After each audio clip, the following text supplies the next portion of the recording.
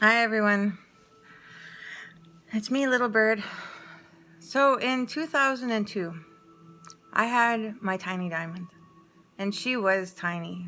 My dad called her tiny too, because she was 6 pounds, 6 ounces.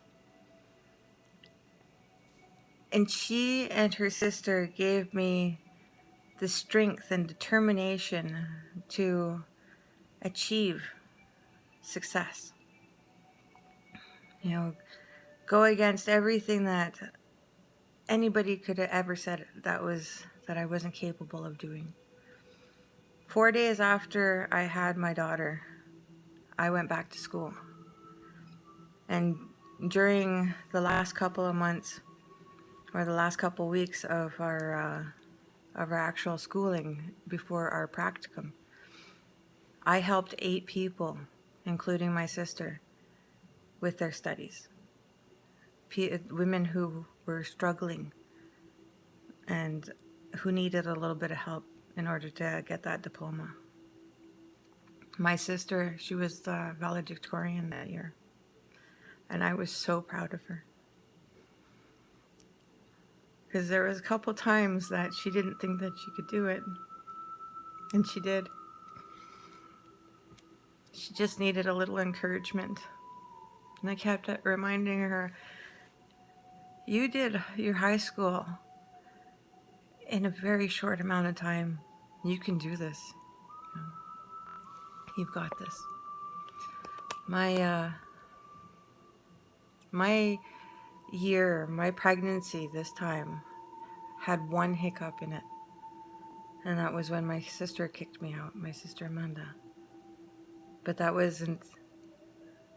it didn't have the effect that anything should have had. Like it was a learning experience. That year, that pregnancy, nothing really worked against us. We didn't lose our jobs. We kept our jobs. We kept our finances. We kept our home. I graduated. It was just blessing after blessing after blessing after blessing. When I was working at the Métis local, I did memberships and I helped people with genealogy, and I helped with the firefighters. I helped with the election. I did election campaign posters, and my sister was in charge of the firefighters. We had to select 13 firefighters to send to Portage College, and time was running out, and my sister had a week. She had been given this job 3 months before, and she had a week. And I was like, Rihanna, if this is too much for you, I can take it. And she's like, please, please. So what I did was I took myself down to the Wapiti dorm, someplace where I've been before. I stayed at. It's a shelter. And I pitched to like more than 50 people about this employment opportunity. I let them know that I've been in their spot, and I know how hard it is living at that place. And if they could give me 6 weeks of their time and their energy, like they have to try to get every single ticket they can, I'll give them this opportunity. So the next day I had over 40 men show up. And I listened to each of their stories, and I selected 13 of them. And that was the first time I'd ever seen one of my employers so excited. Angie was such an ecstatic woman. Like, when things would work out, she's just got this energy about her. It's just fabulous. And she comes up and she's like, we have to celebrate. It's like, I got all of these, I got a call from Portage College, and every single one of those men that you picked passed all of their tickets with outstanding marks. I was like, what? She goes, yeah, this is the first time that this has ever happened. And I was like, wow. And she goes, like, you have helped to save save us a lot of money, a lot of headaches, and we need to celebrate. So she went and got a cake. And I felt good. I felt good that I had helped achieve something. And then I was given a load of information about all the research that they had done for this elders caring shelter. And I had to make all of this information, which was boxes and piles of data. And I had to take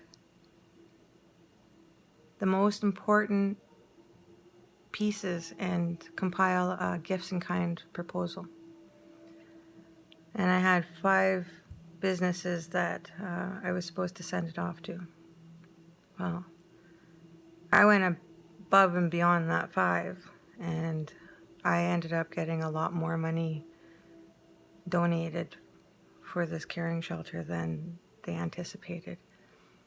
And Angie was explaining that these checks are coming in, and they're from companies that she didn't have on that list. Like, what happened? So I told her that I sent it out to all those 5 companies, and those 5 companies had sister companies, and their sister companies had sister companies.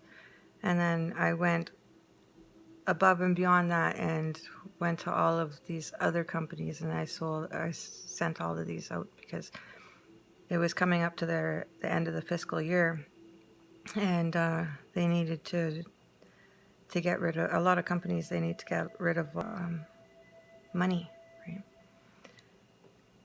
And the best way for them to do that is to donate it, because then they get a tax break. And she's like, I don't care how you did it, but it's amazing that you did it. We have to celebrate. And then I was offered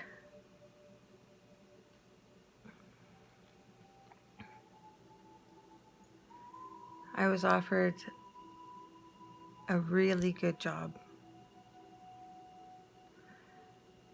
helping to build the elders caring shelter. And I was ecstatic.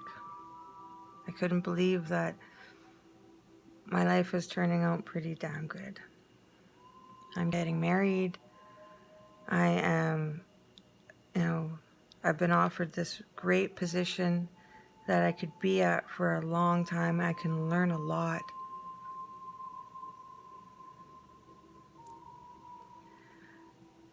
And then the same people came into my life.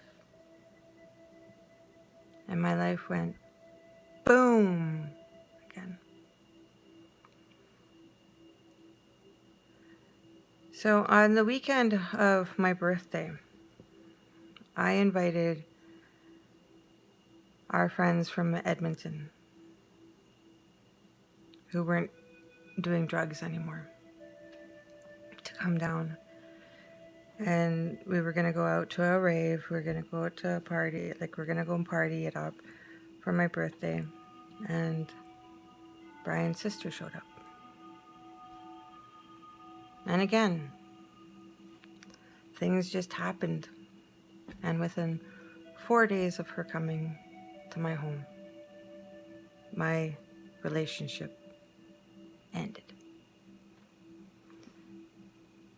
I lost my job.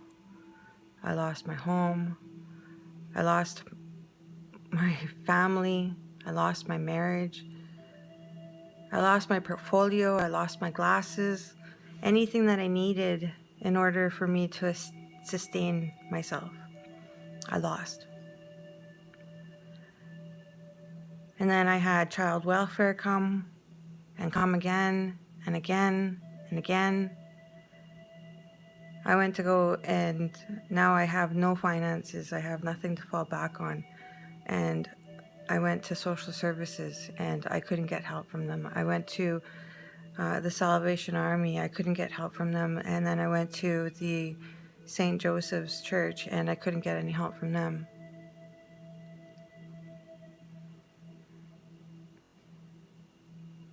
And then my husband brought me some papers, and he's taking me to court for my daughters.